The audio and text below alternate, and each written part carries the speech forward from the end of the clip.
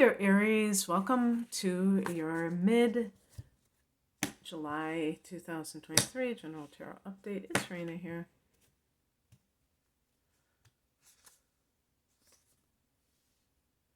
You're working overtime.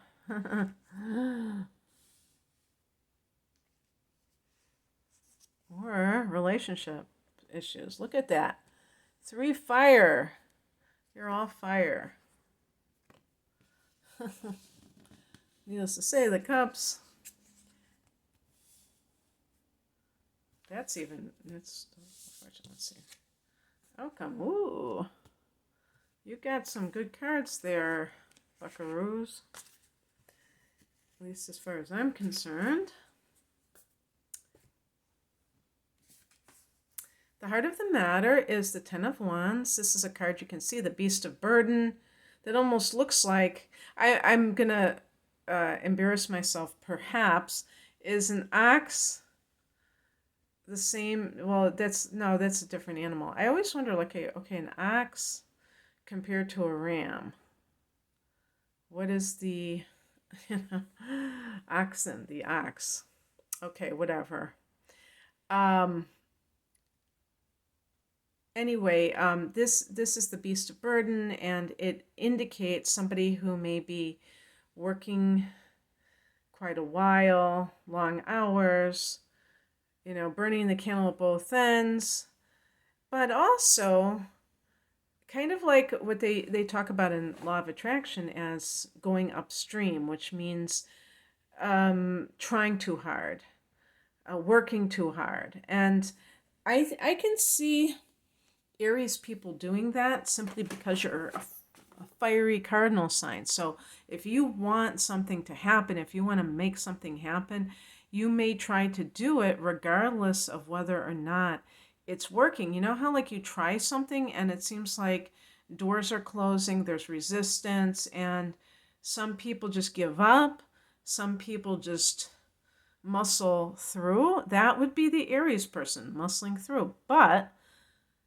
is that always the right thing to do? Well, I would say no, because sometimes you have to yield. The divine masculine is very assertive, very, outwardly assertive. The divine feminine is capable of yielding, but then the toxic versions of those either are too passive, or in the case of the toxic masculine, is like too aggressive. Strong-arming the universe, if you will. So, but if you're in a relationship with someone, you may be taking on something in that relationship that does not belong to you. So, for instance, if you are in a codependent relationship, it sounds weird to say that in the context of somebody who's an Aries, but, some Aries, not all Aries people are created equally, and some Aries people have Venus in Pisces. I'm talking about Aries sun. Some have a Venus in Pisces, and you may be very self-sacrificial when it comes to love. In the past position, we have the Knight of Wands. This could be the person that you're with. You see that horse?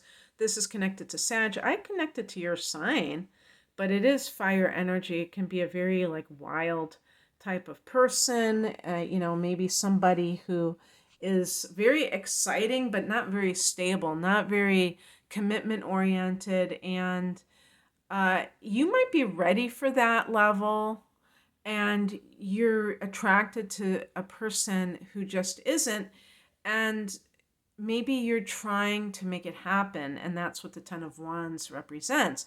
You want someone who is as gung-ho as you are.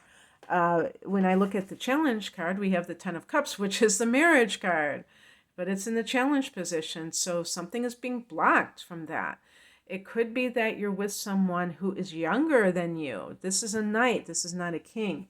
And when I say younger, yes, of course, chronologically that could be the case, but also maturity-wise. So you might have somebody who's older than you chronologically, but in terms of their emotional development, they're not there yet, and there could be very good reasons why.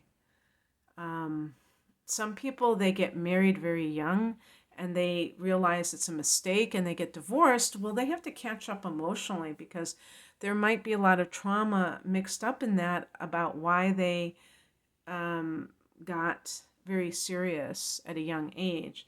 So you might be with somebody who's a good person, but they're not in a place where they're ready to do what you need them to do. But you have to be careful that you're not um, rushing things, because that's definitely something that Aries people are notorious for. And when you think about it, what is the rush about anything in life? Well, sometimes we do have deadlines or what have you. But in general, cultivating patience makes a lot of sense, and it can prevent a lot of foolish decisions that are done in the heat of the moment.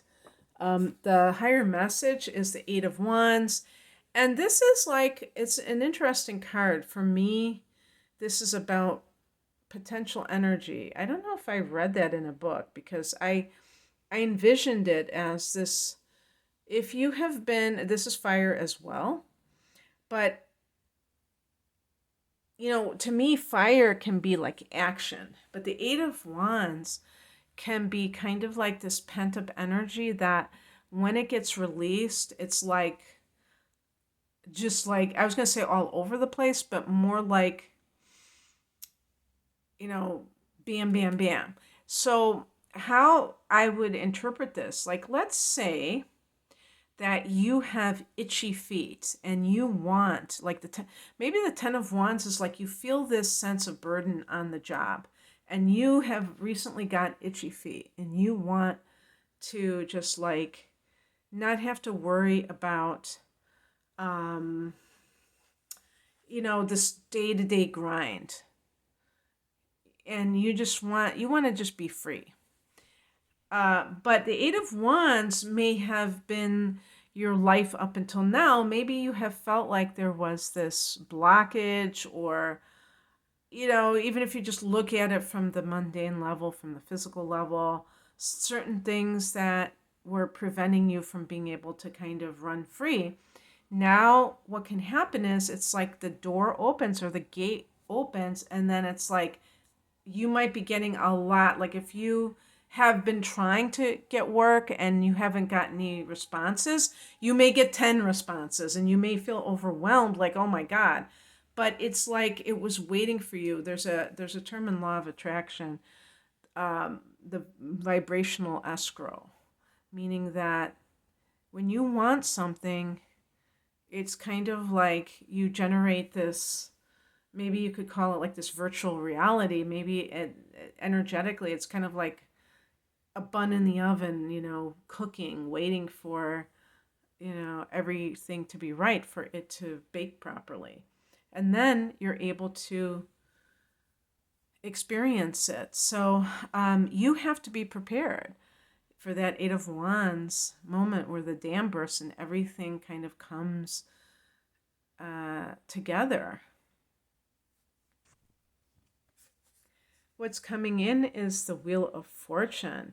This suggests that you are aligned AF, as F, that you are going to see things fall into place. I was thinking, because this card is connected to Jupiter, and Jupiter is, the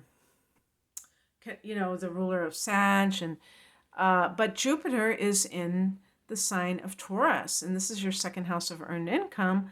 So you may have the funds to be able to do what you need to do, whether it's like you need time off. Maybe with this 10 of Wands, you've been feeling, like you've been slaving away instead of having that freedom that fire signs love so much.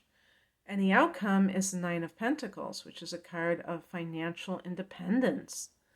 So, yeah, whatever this situation that the Ten of Wands represents, it's just temporary. And the good stuff is waiting for you on the other end. But, just be prepared for, with the Eight of Wands, for it to take off. Don't throw in the towel before it's about to happen. And even with relationship issues, you may be enjoying like either your freedom. I think the Wheel of Fortune can even be travel, maybe because it's associated with Jupiter, but also just the independence. And the Nine of Pentacles can be financial independence. So that's what that card represents. And that allows you to do what you want to do without having to consult with somebody necessarily.